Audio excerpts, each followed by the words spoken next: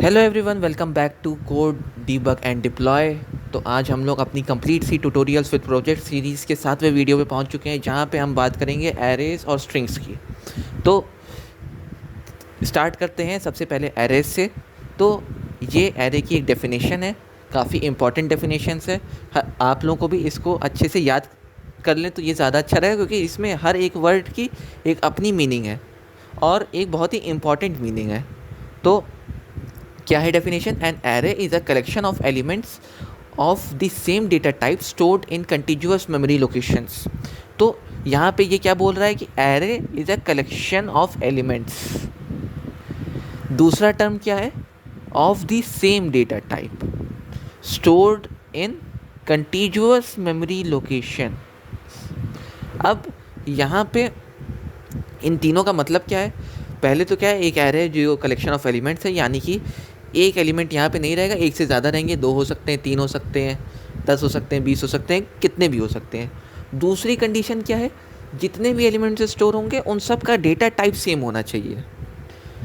तीसरा क्या है? स्टोर कैसे? वो कंटिन्यूअस मेमोरी लोकेशन में स्टोर होगा। यानी कि जैसे अगर मैं इस इमेज के साथ आपको बताने की कोशिश करूँ, तो यहाँ पे क्या ये बता रहा है कि ये अगर मेरी मेमोरी है, तो अगर मैंने एरे का साइज़ कंपाइलर को बोला है कि मुझे 5 का साइज़ चाहिए एरे का, तो वो क्या करेगा?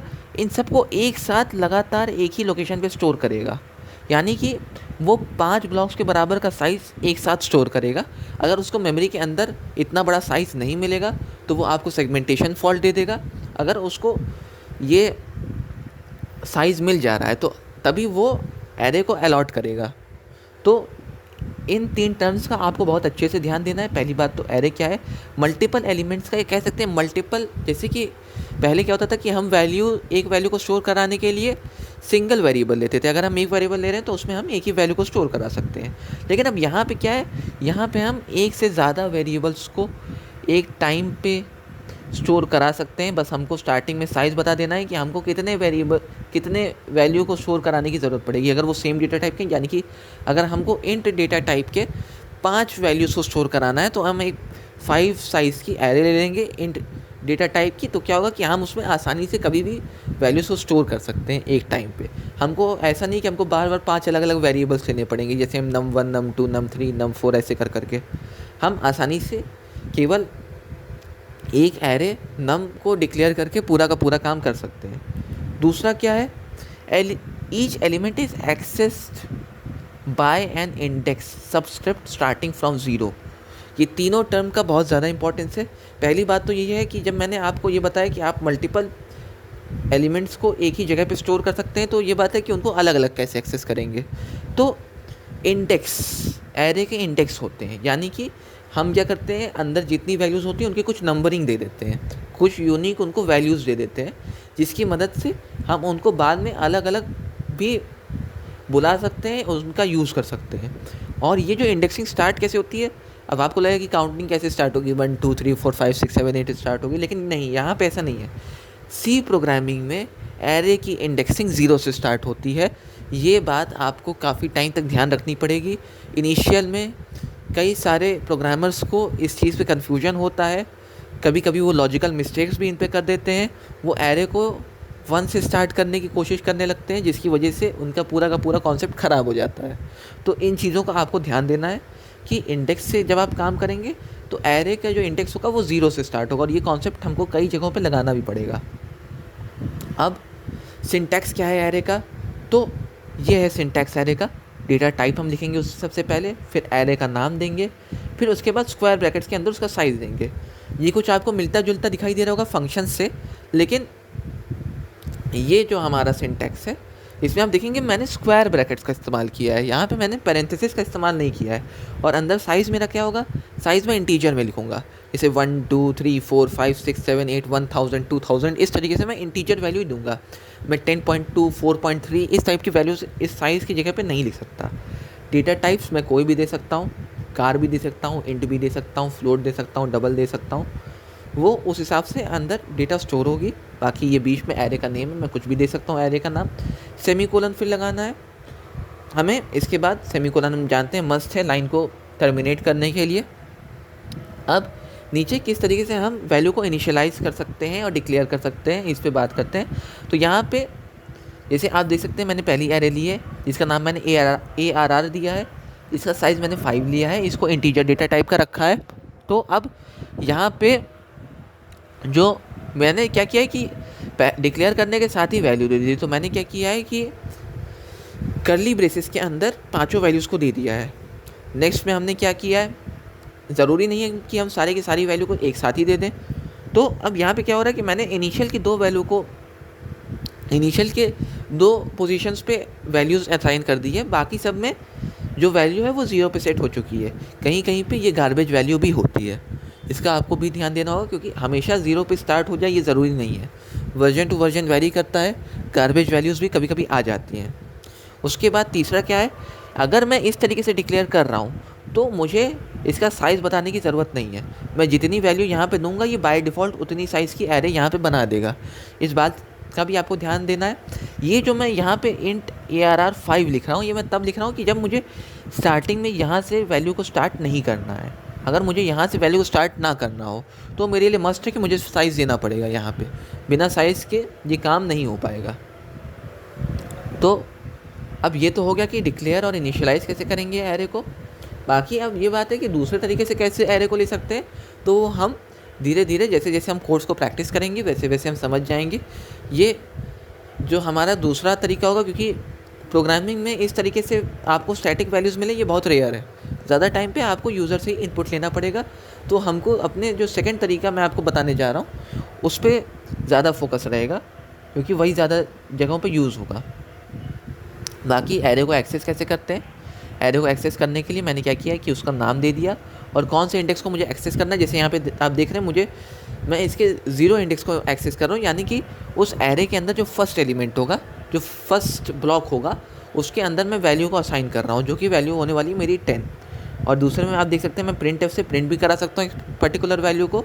जैसे कि मैंने क्या किया, printf %d किया और यहाँ पे एरे में इंडेक्स सेकेंड, यानी कि जो मेरा थर्ड पोजीशन का एलिमेंट होगा उसका मैं यूज़ करूँगा यहाँ पे। तो अब ये हो गई एक्सेसिंग। नेक्स्ट है हमारा कितने टाइप की एरे होती है। तो एरे 1 डायमेंशनल होती है, 2 डायमेंशनल होती है और मल्टी डायमेंशनल होती है। 1 डायमेंशनल एरे किस टाइप की होगी, जैसे कि मैंने एक बॉक्स बना दिया। अब यहाँ पे मैंने कुछ एलिमेंट्स दे दिए, जैसे कि हमने पहले फिगर में भी देखा था। तो ये मेरी एक 1D एरे का एग्जाम्पल हो गया। वहीं अगर मैं कुछ मैट्रिक्स टाइप का या टेबल टाइप का फिगर बनाने की कोशिश करूँ इस टाइप से, ये हो गया। तो ये जो मेरा हो गया ये 2D मैट्रिक्स का एग्जाम्पल हो गया या 2D एरे का एग्जाम्पल हो गया। ये 2D एरे का हो गया, ये 1D एरे का एग्जाम्पल हो गया। मल्टी डायमेंशनल क्या होगा, मैं यही 2D एरे को एक के पीछे एक लगा दूँ, मैं इसके पीछे एक और एरे लगा दूँ इस टाइप से। अगर आप देखें तो ये मैंने एक और एरे इसके पीछे लगा दी, उसके पीछे एक और एरे लगा दी। तो ये मेरा मल्टी डायमेंशनल हो गया, इसको मैं 3 डायमेंशनल भी बोल सकता हूँ। ये सब रिप्रेजेंटेशन के तरीके हैं। बाकी मेमोरी के अंदर ये चीज़ कैसे स्टोर हो रही है, ये memory to memory, hardware to hardware vary करती है ये चीज़। तो इस पर हमें ज़्यादा ध्यान देने की ज़रूरत नहीं है। हमें एक रिप्रेजेंटेशन का तरीका चाहिए होता है जिससे हम आसानी से चीज़ों को इमेजिन कर सकें। तो ये वो तरीका है कि हम कैसे चीज़ों को इमेजिन कर सकते हैं एरेज को, कि कैसे डेटा स्टोर हो रही है अंदर। तो अब नेक्स्ट है, अब अपने कोड पे चलते हैं तुरंत और देखते हैं कि ये एरे को एक्चुअल में कैसे इम्प्लीमेंट करना है।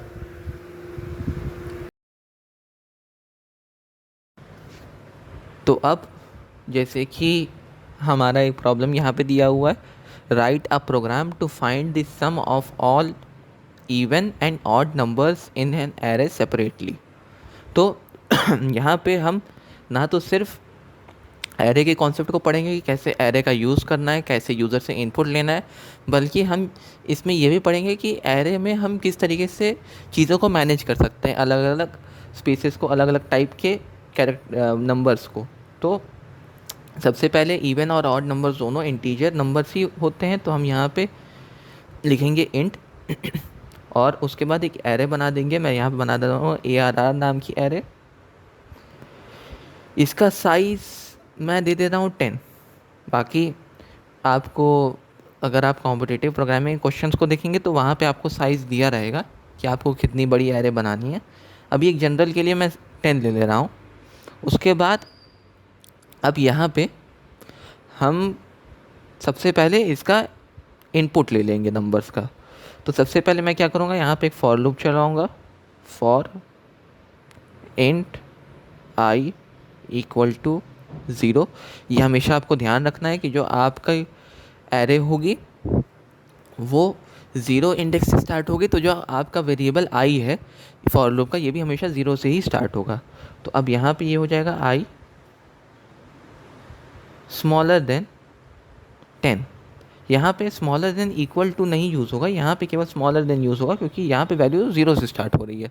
तो ये 0 से 9 तक जाएगी। तो लॉजिकली ये लूप आपका सही तरीके से काम करेगा। यानी कि अगर आपने एरे की साइज़ दी है 10, तो जो उसकी इंडेक्सिंग होगी वो 0 से लेकर 9 होगी। अगर आपकी एरे की साइज़ 100 है तो वो इंडेक्सिंग उसकी 0 से लेकर 99 होगी। इन चीज़ों का हमें ध्यान देना है।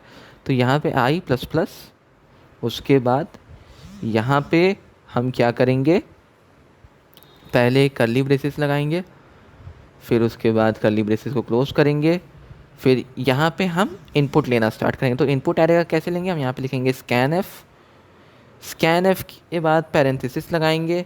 हमारा एक एक एलिमेंट जो है यहाँ पे वो इंटीजर डेटा टाइप का है, तो हम %d का यहाँ पे यूज़ करेंगे स्कैन एफ फंक्शन में।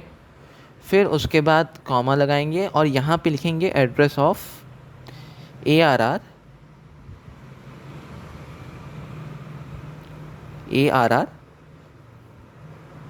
आई।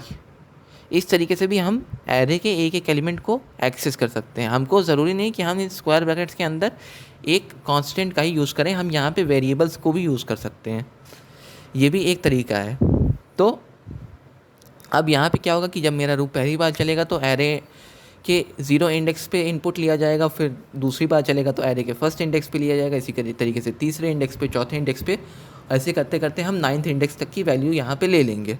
अब यहाँ पे ये बोल रहा है कि हमें इवन नंबर का सम अलग लेना है और ऑड नंबर का सम अलग लेना है।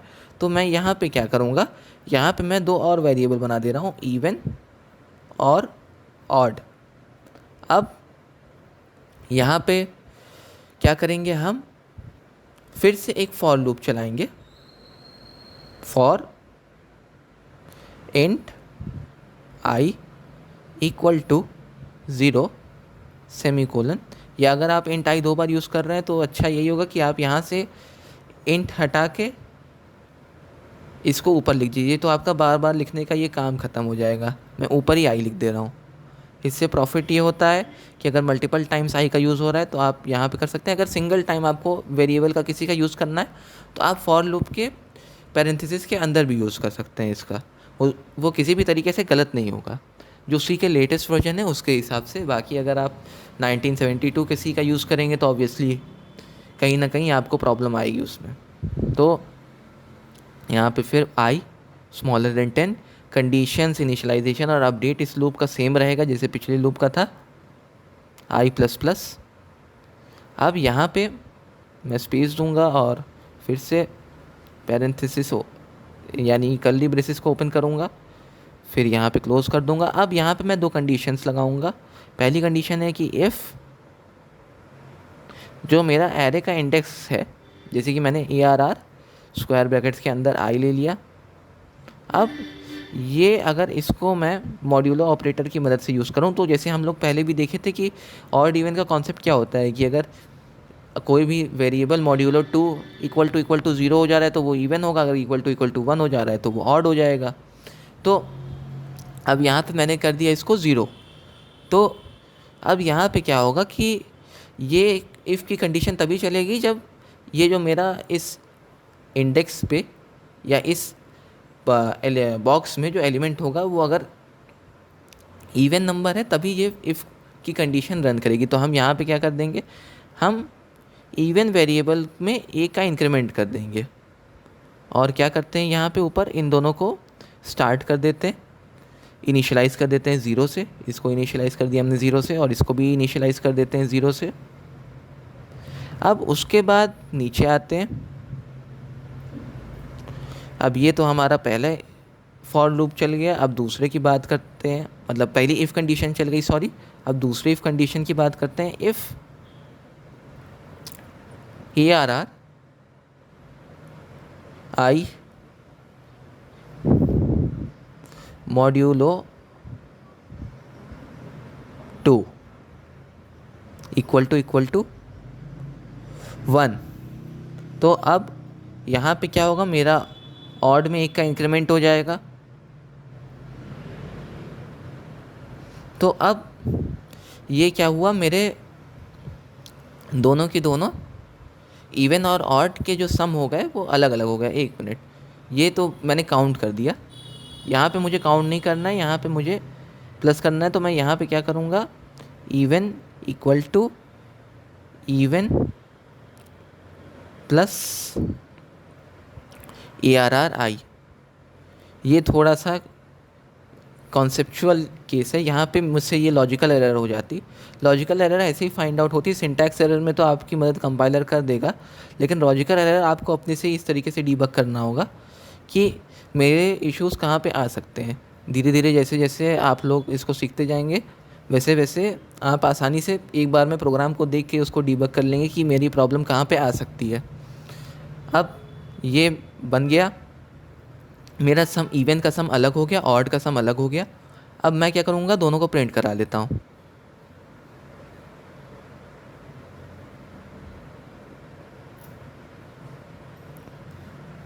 यहाँ पे %d space %d comma address of, sorry address नहीं, सिर्फ लिखेंगे इवन कॉमा ऑड। अब यहाँ पे क्या होगा, मेरा इवन का भी वैल्यू आ जाएगी, ऑड की वैल्यू आ जाएगी। अगर इसको और अच्छे से लिखना चाहें तो ये ऐसे भी लिख सकते हैं, इवन सम, और इसके अगले वाले में \n के साथ ऑड सम। अब ये दोनों मेरे पास वैल्यूज़ आ जाएंगी। तो अब मेरा ये प्रोग्राम पूरी तरीके से बन चुका है। अब इसको रन करके देखते हैं। तो अब यहाँ पे सबसे पहले मुझे 10 वैल्यूज़ देनी होंगी, तो मैं रैंडम वैल्यूज़ ले लेता हूँ। 10, 9, 5, 27, 22, 32, ये हो गई मेरी 1 2 3 4 5 6 वैल्यूज़ हो गई। 4 वैल्यूज़ और लेनी है। 43, 56, 102 और लास्ट में जो मेरी वैल्यू होगी वो होगी 2। तो अब आप देख सकते हैं यहाँ पे अलग से दोनों का सम आ गया। अब एक बार इसको मैनुअली भी टेस्ट कर लेते हैं। इवन नंबर हमारे हैं 10, 22 यानी कि 32, 32 प्लस 32 64, 64 और उसके बाद 56 और 102, 102 और 56 हो जाएगा 158, 158 और ये हो जाएगा 160, 160 और 64, 160 और 64 हो जाएगा 224। तो इवन का सम सही आया है। उसके बाद ऑड देख लेते हैं। 9, 5, 27, 27 और 43 जॉइन होके हो जाएंगे 60, 70, 70, 75, 75, 84, 84 हो गया ये। तो ये भी ऑड का भी सम सही आया, 84 ही आया है। तो इस तरीके से हमने चेक कर लिया कि हमारा प्रोग्राम सही है। अब यहाँ पे हम लोग इतने टाइम से कोडिंग कर चुके हैं, अगर कुछ लोग इसकी प्रैक्टिस भी कर रहे होंगे तो उनके दिमाग में कुछ अभी क्वेश्चंस आने चाहिए। पहला क्वेश्चन तो ये आना चाहिए कि मैंने यहाँ पे एल्स का यूज़ क्यों नहीं किया। लॉजिकली अगर मैं यहाँ पे एल्स का भी यूज़ करूँ तो मेरा आंसर सही आना चाहिए, लेकिन यहाँ पे आपको एक बात का ध्यान रखना है कि अब जैसे मेरी जो एरे है उसमें मैंने कोई नेगेटिव नंबर दे दिया, तो अब उसको हम ऑड इवन में नहीं काउंट करेंगे। तो अगर मैं इन दोनों कंडीशंस का यूज़ नहीं करूँगा तो कभी कभी जिन नंबर्स को मुझे इसमें इंक्लूड नहीं करना है वो नंबर्स भी इसमें इंक्लूड हो जाएंगे। तो इस तरीके से आपको ये भी ध्यान रखना है कि कोई गलत इनपुट भी आपके प्रोग्राम पे, आपके लॉजिक पे, आपके आंसर पे किसी तरीके का गलत इम्पैक्ट ना डाल दे। तो इन चीज़ों का भी प्रोग्रामिंग में ध्यान देना होता है। तो अब ये हमारा क्वेश्चन हो गया। अब हम लोग वापस से अपनी स्लाइड पे चलते हैं। तो अब हम लोग अपने सेकेंड हाफ में चलते हैं वीडियो के, जहाँ पे हम बात करेंगे स्ट्रिंग्स पे। तो स्ट्रिंग क्या होती है? स्ट्रिंग सी के अंदर एक 1D एरे होती है कैरेक्टर्स की, जिसमें हम एक \0 को भी ऐड कर देते हैं, जिसको हम नल कैरेक्टर बोलते हैं। वही चीज़ इसकी डेफिनेशन में भी लिखी हुई है यहाँ पे। अब जैसे कि बाकी लैंग्वेजेस में स्ट्रिंग एक डेटा टाइप की तरह या इन बिल्ट टाइप की तरह स्टोर होता है, लेकिन सी में ऐसा कुछ नहीं होता। सी में केवल कैरेक्टर्स होते हैं। सी में हम कैरेक्टर एरे और एक \0 को ही मिला के एक पूरा स्ट्रिंग डेटा टाइप से मान लेते हैं। लेकिन ऐसा नहीं कि यहाँ पे पहले से कोई डेटा टाइप दिया है स्ट्रिंग टाइप का। हम एक तरीके से यहाँ पे चीज़ों को मैनेज करते हैं स्ट्रिंग्स के केस में। तो अब जैसे कि आप देख सकते हैं कि स्ट्रिंग का डिक्लेरेशन कैसे होता है। तो यहाँ पे 2 तरीके हैं स्ट्रिंग के डिक्लेरेशन के। पहले तो मैंने लिख दिया कार str1, उसका मैंने ये दे दिया साइज़ दे दिया, उसके बाद मैंने हेलो के साथ \0 लगा दिया, और यहाँ पे सेकंड में मैंने क्या कर दिया, सीधे डबल कोट्स के अंदर हेलो लिख दिया। तो दोनों तरीके से मैं स्ट्रिंग को बना सकता हूँ सी के अंदर। अब कॉमन फंक्शंस क्या है स्ट्रिंग के? तो यहाँ पे स्ट्रिंग के लिए सी ने एक स्पेशल लाइब्रेरी दी है जिसका नाम है string.h। आप इसकी मदद से कई सारे स्ट्रिंग के फंक्शंस का यूज़ कर सकते हैं। जैसे कि पहला है strlen, strlen। strlen क्या है? ये आपको लेंथ बताता है स्ट्रिंग की। जो भी आप स्ट्रिंग इसमें देंगे वो आपको उसकी लेंथ बता देगा। दूसरा होता है strcpy, ये कॉपी करता है स्ट्रिंग को। जैसे कि जो मेरा डेटा स्ट्रिंग एस में होगा उसको स्ट्रिंग डी में कॉपी कर देगा। फिर strcat, यहाँ पे क्या होगा कि जो मेरी दोनों स्ट्रिंग्स हैं एस और डी दोनों को एक साथ ज्वाइन कर देगा। उसके बाद अगला है strcmp, ये क्या करता है? ये दोनों कंपेयर करता है। अगर वैल्यू इक्वल होती है दोनों की तो मुझे रिटर्न होता है 0। अगर वैल्यू इक्वल नहीं होती है तो मुझे 0 के अलावा किसी भी तरीके का नंबर रिटर्न हो जाएगा। उसके बाद आता है strchr, ये मुझे इसमें मैं क्या करूँगा, पहला जो मेरा आर्गुमेंट होगा वो एक स्ट्रिंग होगा और जो दूसरा आर्गुमेंट होगा वो एक कैरेक्टर डेटा टाइप का वेरिएबल होगा। जैसे कि मैंने ch यहाँ पे ले लिया। अब यहाँ पे क्या होगा कि उस ch में जो वैल्यू स्टोर होगी, मान लीजिए उसमें a स्टोर है, तो मेरी स्ट्रिंग में सबसे पहले a कहाँ पे आ रहा है, वो जो मेरा ऑकरेंस होगा वो ऑकरेंस मुझे रिटर्न हो जाएगा यहाँ पे। फिर इसी का एक दूसरा वर्जन है str। यहाँ पे क्या है, मैं एक कैरेक्टर नहीं दे रहा, एक सब स्ट्रिंग दे रहा हूँ, यानी एक सेट ऑफ कैरेक्टर या एक स्ट्रिंग का पार्ट दे रहा हूँ आपको।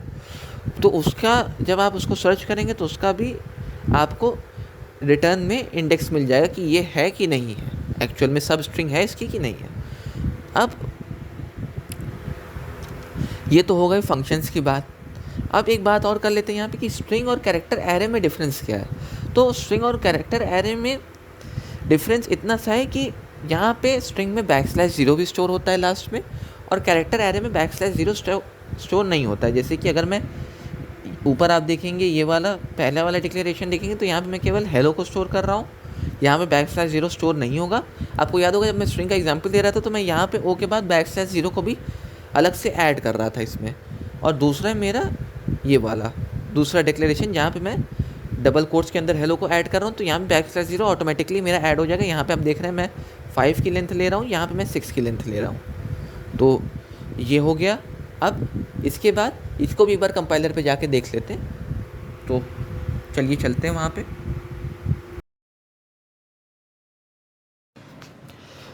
तो अब हम लोग अपने स्ट्रिंग के प्रोग्राम को देखते हैं।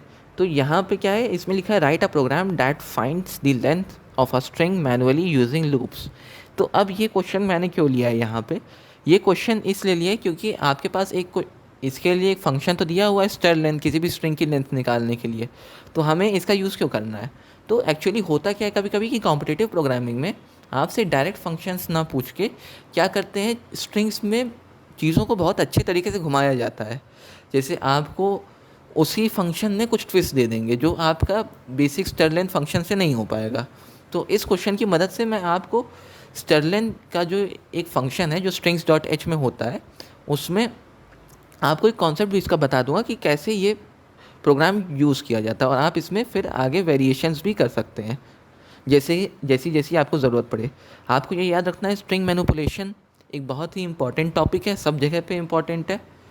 ये आपके जॉब इंटरव्यूज़ में भी इम्पॉर्टेंट होता है, यहाँ पे भी इम्पॉर्टेंट होता है, प्रोग्रामिंग में भी इम्पॉर्टेंट होता है, क्योंकि स्ट्रिंग्स का यूज़ हर जगह पे जब आप कुछ भी लिखते हैं तो हर चीज़, किसी भी तरीके के सेंटेंस लिखते हैं, वर्ड्स लिखते हैं, सब कुछ स्ट्रिंग ही होती है। तो इसीलिए इस पे बहुत ज़्यादा काम करने की ज़रूरत पड़ती है। तो अब मैं यहाँ पे क्या करूँगा, अब स्ट्रलेन नाम का फंक्शन मेरे पास पहले से बना हुआ है, तो मैं दोबारा इस फंक्शन को नहीं बना सकता। तो अब मैं क्या करूँगा, फंक्शन दूंगा लेनस्टर। तो मैं यहाँ पे इंट डेटा टाइप ले लूँगा, क्योंकि मेरा जो स्ट्रलेन फंक्शन होता है वो भी एक नंबर ही रिटर्न करता है। तो यहाँ पे मैं लिखूँगा लेनस्टर, तो मेरा नेम वाला कोई भी इशू नहीं फंसेगा।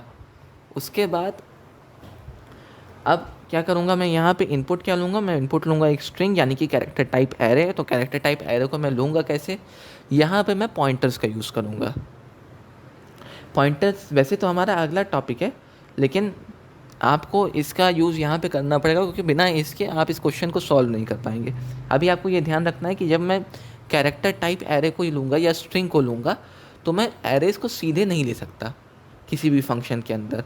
मैं यहाँ पे क्या करता हूँ, एक पॉइंटर का यूज़ करता हूँ, जिसको मैं एस्टिक के सिंबल की मदद से डिनोट करता हूँ। तो जैसे मैंने यहाँ पे लिया एक एस्टिक, और उसके बाद यहाँ पे str नाम का ये एक बना दिया एरे। अब ये मुझे बता रहा है कि मेरी str नाम की एक कैरेक्टर टाइप एरे बन गई है। अब मैं इसी फंक्शन का यूज़ करूँगा, लेकिन एक मिनट, इसमें एक चीज़ मैं देखना भूल गया। मैं इसको फंक्शंस के तरीके से सॉल्व करना चाहता, लेकिन ये बोल रहा है कि मुझे इसको लूप्स की मदद से सॉल्व करना है।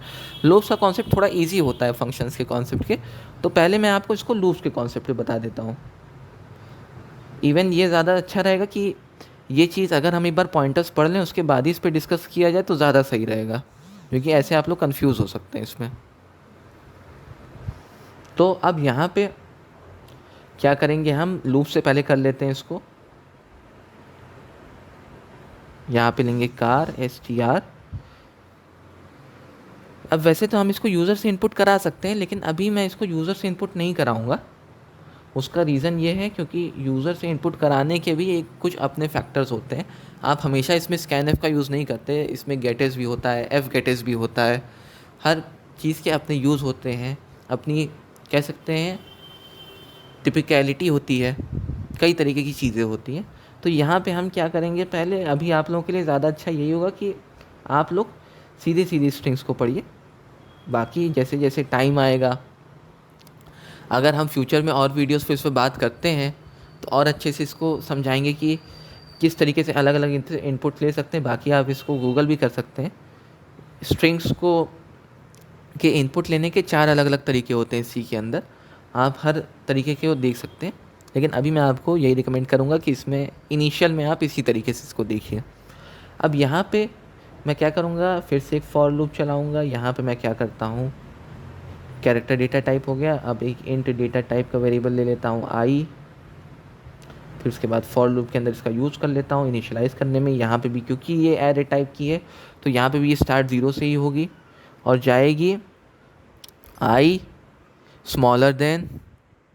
यहाँ पे हम देख रहे हैं कि ये 5 एलिमेंट्स की ये कैरेक्टर टाइप एरे है। एक्चुअली ये 6 एलिमेंट्स की है, \0 भी है इसमें, लेकिन उसको हमको इंक्लूड ही नहीं करना है। तो हम यहाँ पे क्या करेंगे, हम यहाँ पे 5 तक लेंगे इसको, या 5 तक क्या लें, इसको आप वाइल लूप की मदद से कर लीजिए। ऐसे करेंगे तो हमको मालूम ही है, तो फिर लूपिंग का मतलब ही कहाँ रह गया कुछ। तो यहाँ पे मैं क्या करता हूँ, फॉर लूप का यूज़ नहीं करूँगा। यहाँ पे मैं आपको दिखाता हूँ इसका यूज़ वाइल की मदद से कि कैसे होगा। ये ज़्यादा इंटरेस्टिंग लगेगा। वाइल 1, अब ये मेरा एक इनफाइनाइट लूप स्टार्ट हो गया है। इनफाइनाइट लूप यूज़ करते टाइम आपको बहुत ही ध्यान रखना है, क्योंकि कभी कभी हम गलत लॉजिक्स की मदद से इनफाइनाइट लूप को कभी क्लोज़ ही नहीं कर पाते, और वो तब तक चलता रहता है जब तक हम प्रोग्राम को क्लोज़ ना कर दें पूरी तरीके से। तो अब इसके अंदर हम क्या करेंगे, \0 तक काउंट करेंगे इसको। यानी कि सबसे पहले मैं क्या करूँगा, यहाँ पे ऊपर मैं एक काउंटर ले लूँगा, जिसको मैं 0 से स्टार्ट करूँगा। इंट काउंट इक्वल टू 1, या इसको 0 से स्टार्ट करेंगे। ये हमारा यूज़ करेगा कैरेक्टर टाइप एरे में। अब यहाँ पे चेक करेंगे कि इफ़ जो मेरा str स्क्वायर ब्रैकेट्स के अंदर काउंट है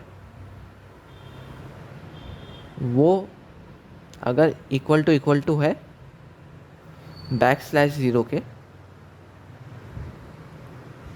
तो मैं इस लूप को ब्रेक कर दूंगा।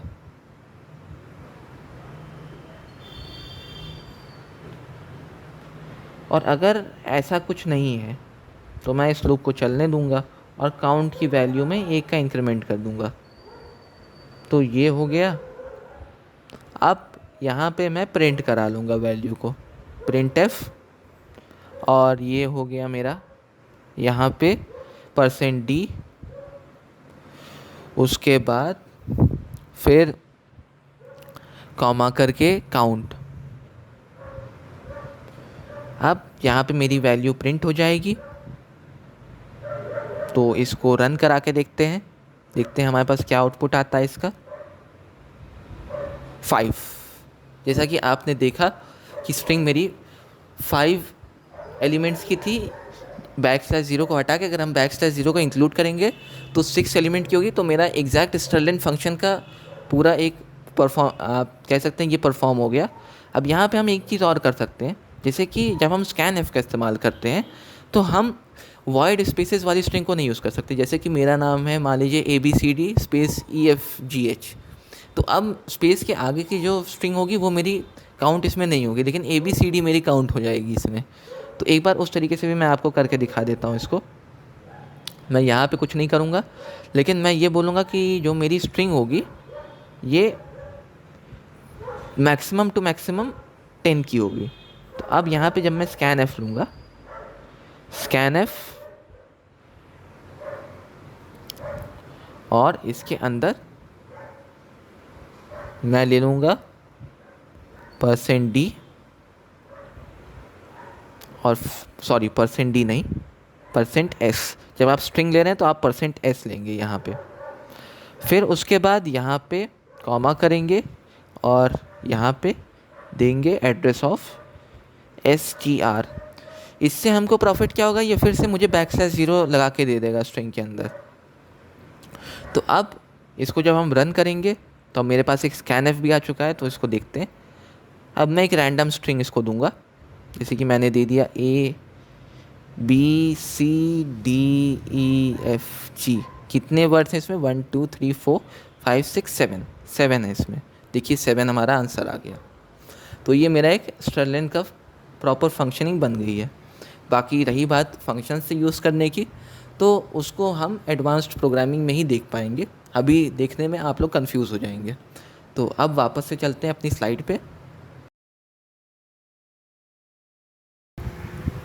तो अब यहाँ पे हमारा एक और वीडियो कंप्लीट होता है। ये आपके इस बार के प्रैक्टिस क्वेश्चंस रहे। यहाँ पे मैंने पहले 2 क्वेश्चन एरेज पे दिए हैं और बाकी के 2 क्वेश्चन स्ट्रिंग पे दिए हैं। आप इन दोनों को ट्राई करके देख सकते हैं। ये क्वेश्चन इजी हैं और आसानी से आपको समझ में भी आ जाएंगे।